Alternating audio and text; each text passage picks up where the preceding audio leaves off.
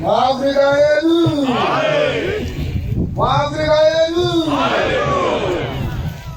zine mufaro mukuru kwazo, ile njabulo enkulu kakhulu kumila pano pamberi penyu, ukuma lapha ngaphambi kwenu muzwara nasi nyika ino South Africa, ngosuku lwanamhlanje kule ndawo yase-South Africa, nokuti shoko laJehova lazadziswa, ngoba izwi likaJehova ligcwalisekile. chiro chemuranda waMorrison Paul Mwazha-Afrika chiri kuzadziswa, Isifiso sokuthi Leopold Mwazha-Afrika siyagcwaliswa, kuti ose marudzi enyika aone ruponiso. kuba izizwe zonke zithole insindiso. Saka shoko rake rakauya mukati menyika ino South Africa, Izwi lakhe lizile kule ndawo yase-South Africa, kuti vatore rudzi rwaMwari vari mukati menyika ino South Africa. kuba kuthatha bangabohlobo lukaNkulunkulu abase-South Africa. Makorokoto vanhu vemuno South Africa, Sitamhlophe bantu be-South Africa, makorokoto makuru kwazvo. amhlophe amakhulu kakhulu. Jehovha wakudhura ivo. uJehova ulizwele umusa.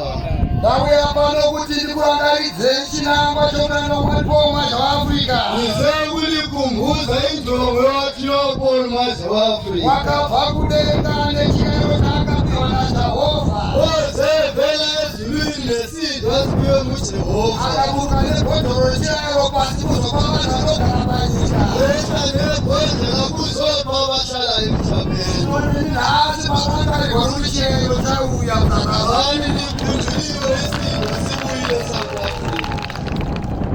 Tinoda kuti muzvinipisa pamberi paMwari kwazvo. Kunoba nizithobise phambi kwaJehova kakhulu. Mupfungwa dzenyu rangarirai muranda waMwari Paul Mwazha-Afrika pamuripo nhasi. Engqondweni zenu khumbulani wathi Leopold Mwazha-Afrika lapha. Tsvagei mupfungwa dzenyu mumuone paari ezvi. Nimfune engqondweni zenu nasekucabangeni kwenu nimthole. Paul Mwazha-Afrika ari pakati penyu nhasi. UPaul Mwazha-Afrika ungaphakathi kwethu namhlanje. Nhasi muone kwenu pfungwa dzako pari pari. Umbone engqondweni yakho nasekucabangeni kwakho ukuba ulapha. Muprista akauya pano pamberi pedu achiteerera. Umpristi uzoza ngaphambili ukuba azosikhulumela. Achiteerera kuna mambo Jesu. Esikhulumela enkosini uJesu. Kuti mabasa ose atakabata akaipa agezwe robarasha. Kuba imisebenzi yonke esibambile emibigezo ngegazi likaJesu. Kuchisibai kuna Mwari. Zinikeleni kuJehova. 1 Korintho 11:23 tsika dzakafanira patafura yaShe. Afrika yedu Amen. panapa tapatafura yaShe. Lapha sesetafuleni lenkosi. Tiri kuzobayira Size kuzoletha umhlatshelo. todya mwiri nekumaroparashoni Jesu. Sidle umzimba nokuphuza igazi likaJesu Kristu. Pane tsika dzinodyiwa pano. Kunokuziphatha okufanele okudingakalayo lapha. Kuti mumwe mumwe kana achidya zvaachadya mukati umo, Kuba uye nomuye uma esidla lokho azokudla ngaphakathi. zvigomubatsira paupenyu hwake. Kuba kumsize empilweni yakhe. Nokuti shoko raJehovha rinoti kuna Johani, Izwi likaJehova lithi kuJohane, vanodya nyama yangu abadla inyama yami nekunwa ropa rangu nokuphuza igazi lami vachava noupenyu husingaperi. bakuba nempilo engapheliyo. Makupiwa zvinopa upenyu husingaperi. Seliphiwa lokho kuba impilo engunaphakade. Zvinozvipei kuna Mwari muite tsika dzakafanira patafura yake. Zinikeleni kuJehova niyenze izenzo ezifanele etafuleni lenkosi. Nokuti ndakagamuchira kunaShe icho chandakakupa iwo, kuti Jesu nousiku hwakapandukirwa hwakatora chingwa, akati avonga, akachimedura akati, ichi ndo mwiri wangu unomedirwa imi, itai izvi muchindirangarira. Afrika yedu Amen. Ishe Jesu Kristu nousiku hwakapandukirwa, Inkosi Jesu ngobusuku ahlamukelwa ngabo. akatora chingwa akachimedura, Wathatha isinkwa asihlekula. akapa kuvadzidzira kachiti, Baba kubafundi bake ethi Iwayo sebona ukome uyu. uzani kulenkezo Ingasikala mushika izimshibifunga. kodwa manje senza lokhu ningikhumbula Sakalathi kathangare muthuka bonga jwafu. ungakho sikhumbuleni wathi uyobona maze wapho Sifunge baba saata bathi. sikhumbule imisebenzi ayibambileyo Alikura kama 104 years. osephile 104 years Asirani izibasa yi. ephile lo msebenzi Ngaisho Jesu. wenkosi yethu Jesu Kristu Udabide mungu kulenga kulamla. kuba ngenisa omunye nomunye ezulwini ubaba Bana. bephelele Saizvozvo vakati vapedza kurayira, akatora mukombe akati, mukombe uyu ndiyo sungano itsva muropa rangu. Itai zvinguva zvose kana muchinwa muchindirangarira. Afrika yedu. Loro pana Jesu. lona igazi likajesu Satichapita chasakana mukato. endwane songena hlangana lo ngaphakathi Kana tanoro kama Jesu. uma sesiphuze igazi likajesu Sanoke yofika mbele. sesinempilo engapheliyo Zandi neshokola Jehova. izwi likajehova lithi Bana ruka. kuluka Varume vaifamba munzira vachibva kwavakati vachibva chienda kuEmausi. amadoda ayihambe esuka khona eEmausi Jesu munzira. bekhuluma indaba kajesu endleleni Vachitaura havo nyaya dzavo vasingazivi kuti ndi Jesu. bekhuluma indaba zabo bengazi ukuba ngujesu Vakati Jesu akupfuura achienda hake kwaenda. bebona ujesu edlula yelapha besiya ngakhona Vakamugomezera kuti ngatipindei mumba. bamlenga ubangene ngasendlini Vagara naye mumba. sebehleli naye endlini Jesu akatanga kuita sezvaita kare. ujesu wenze lokhu abekwenzile Akatora chingwa akashimerura. wathatha isimbo wasihlephula Ndobva apa. wabanika Afrika yedu. Shure kwekupiwa chingwa vakazarurika vakaziva kuti ndi Jesu. ngemva kokuphiwa isimbo bambulela babona ukuba ngujesu Zati kupinda kunodya mukati umu zvichati pakuziva kuti uyu mutumwa wakafauna Mwari. esongena sidle ngaphakathi sophiwa ukwazi ukuba leyisithunywa sikankulunkulu Ukasapinda kunodya chirembo mukati umu. ungayeka ungena udle isidlo ngaphakathi Unofa kusaziva. uzohlala udaphe kungazini Asi kuti uzive zvakawatika zviri pakumwe madamana. ukuba wazi imfihlakalo ekuthandazeni Ndaimbosa unkulunkulu ndikachirayiro muzarurike pakuziva. ngenani lidle lyambulelwe Nokuti zvatichadya izvi ndozvomweya mutsvene. besikudlalwe ngoba moya oyingcwele Muchagara mumweya waMwari. kuba ningakudle behlale emoyeni kankulunkulu Afrika yedu. Nokuti nguva dzose kana muzvinechimwa ichi kana kumwa mukombe uyu unoparidza rufu rwashe kusvikira achiuya. Afrika yedu. Amen. Nokuti nguva dzose mukana muchiita izvi zvinhu. hazonge isikhathi umanyikwenza Munenge muchibata rufu rwecho Jesu Kristu. nishumayela ukufa kwajesu Kusvika kristu Jesu Kristu achidzoka panyika. kuze kufike kubuyeni kwajesu kristu Nekuti tinenge tirangarira kuti Jesu ari pakati pedu. sikwenza sikhumbula kwajesu ngaphakathi wenu Iye anenge ari pakati pedu. yena njalo usuke ngaphakathi wenu Kune vanozarurwa mumweya vanotomuona. laba bangulela ngokomoya bayambona Kune vari kutsvaga vane mwoyo wese vanaye. abamfuna ngenhliziyo zabo zonke Kune banaye vane shungu yekugara shona mwakanofara inama. abanentsisakalo yokuhlala benaye Saka itai izvi muchiramba muchimurangarira mumakore ose. yenzani lokhu nimkhumbula imihla yonke Afrika yedu. Naizvozvo mumwe nomwe unodya chingwa ichi kana kumwa mukombe washe nomutowo usina kufanira uchava nemhosva yemuviri neropa rashe. Afrika yedu. Hanzi mumwe nomumwe unodya chingwa ichi. omunye nomunye wadla lesi sinkwa Umwe mukombe uyu. nophuza kulenkezo Nemutowo usina kufanira. ngokuziphatha okungafanelanga Uchawa nemhosva. kuyoba necala Haleluya.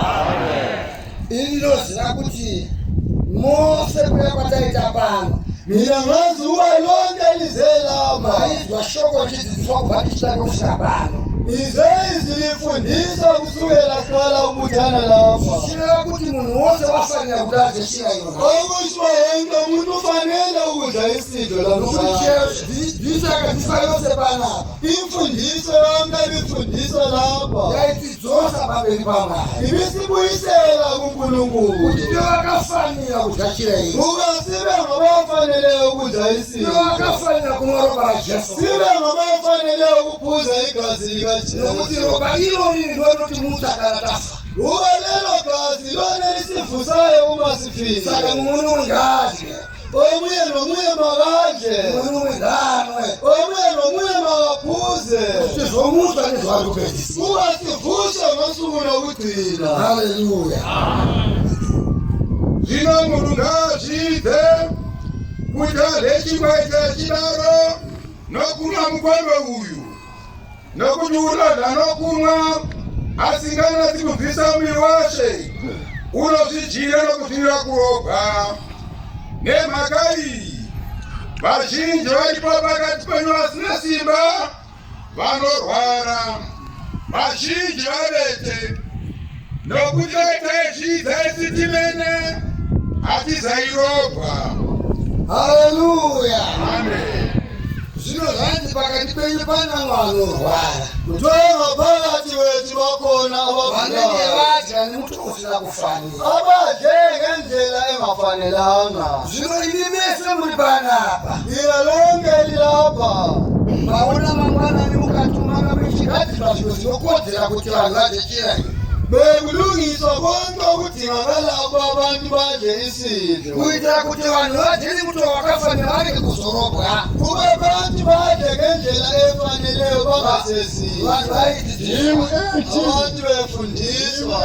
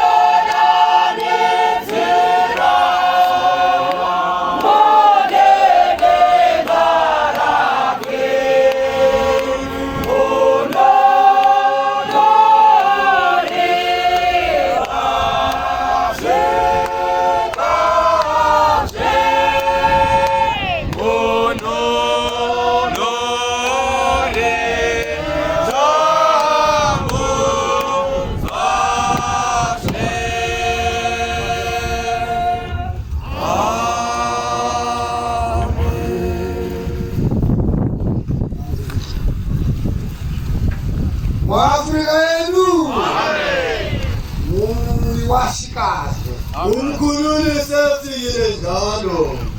Alabe mutumwa wa Kristo wa mwana. Indomadoda nomphisa kaNkulunkulu. Wakawela ukuboneso mkati w'Israeli South Africa. Abazene sindiso mendawo yaseSouth Africa. Wakamila kwa chitengo chababalala. Ngoba babendaweni kayise. Washinde rwandeni basakati noma ipuma Afrika. Bekumela nomsebenzi othunyelwa ubonu waseAfrika. South Africa mufuna kumburuza chaisho. Abantu beSouth Africa bafanele ukuthokoza. Ngoba liphiwa kwasezulwini. Satananga kila kusizima. Ngoba uSathane wafuna ukukucima. Satananga afuna ukubamba basayiro lesayiro. uSathane ufuna ukusabalalisa wonke lo msebenzi. Amapoma zonke watoa mulumo wake. Wethu ubonu waseAfrika wakhuluma ngomlomo wakhe. Akatikana ndikafandi nomuka. Wathuma ngoba ngiyovuka. Andikachembere chadzoka ndikamwana mudiki. Noma ngilubala ngiyovela ngibe ingane encane. Ukuthi basatshela pressure ndeni. Wesoba lo msebenzi wokuqhubekela Mama kokula kwasiko. noma ekhona noma engekho. Ngoba izingane zakhe nguye okhona. Sakawenda ukuboneso mkati w'Israeli South Africa. Nguye ozele sindiso eSouth Africa. South Africa wona uboniso. Kuba abantu beSouth Africa bathole isindiso. Haleluya. Fara yanonga. Thokozani bantwana bakaNkulunkulu. Fara yanonga. Thokozani bantwana bakaNkulunkulu. Koma Afrika yalali kubenyu. Wona Afrika uyaphila. Alikuwa mali kokumbali kubenyu. Uyaphila ubona endlini. Niyatuma abasebe ukuthi nitobana. Uyawathumelela umsebenzi ukuba wenziwe. Kawushilani nomufaro. Yamuyelani ngenjabulo. Haleluya.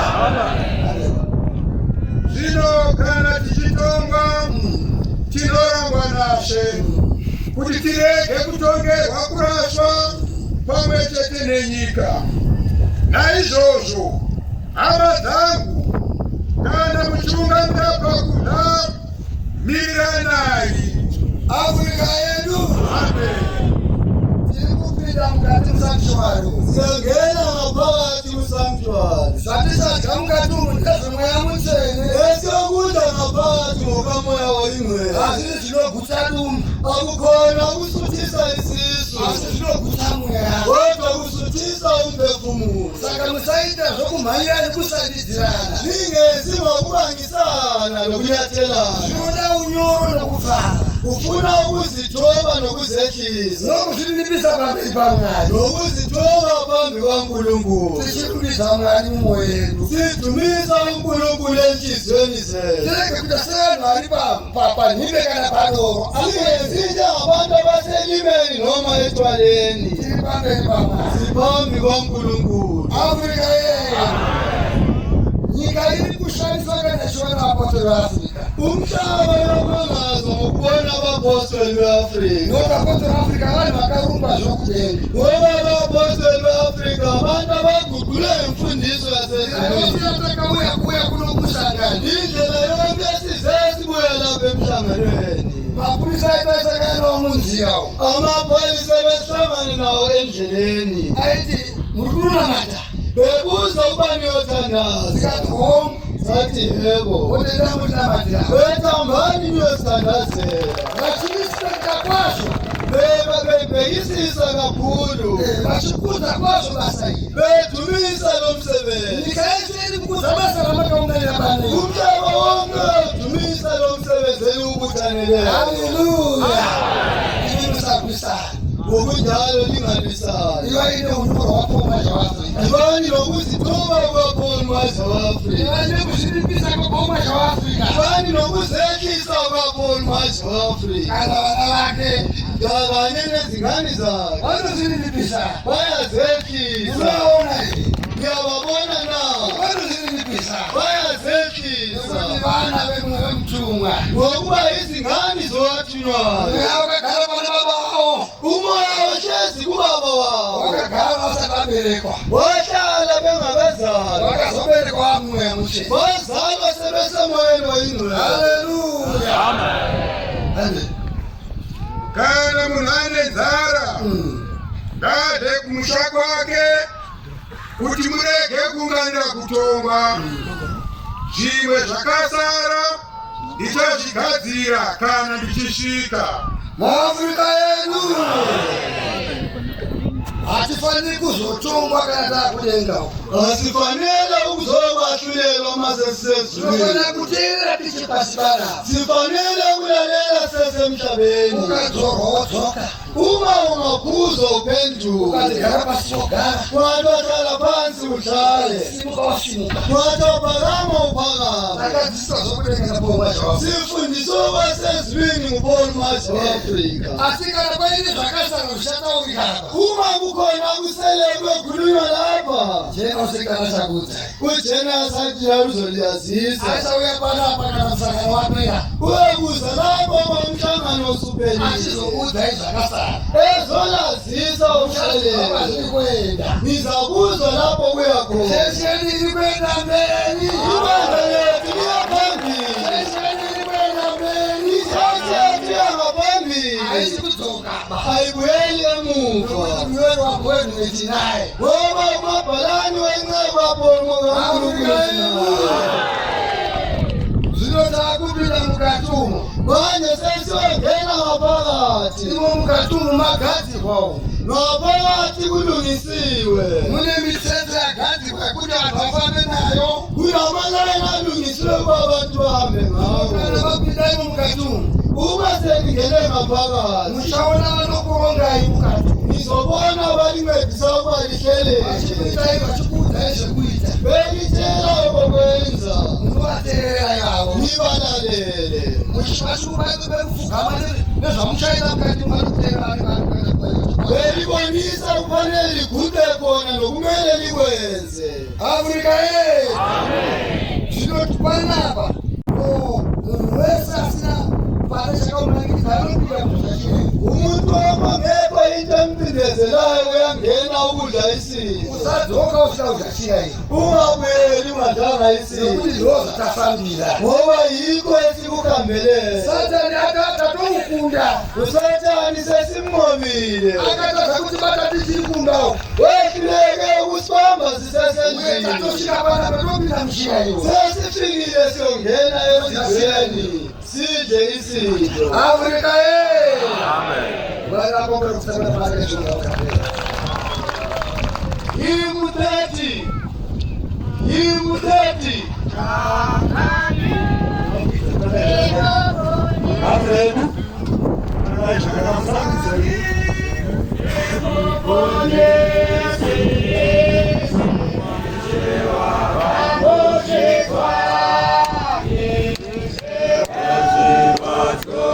Go.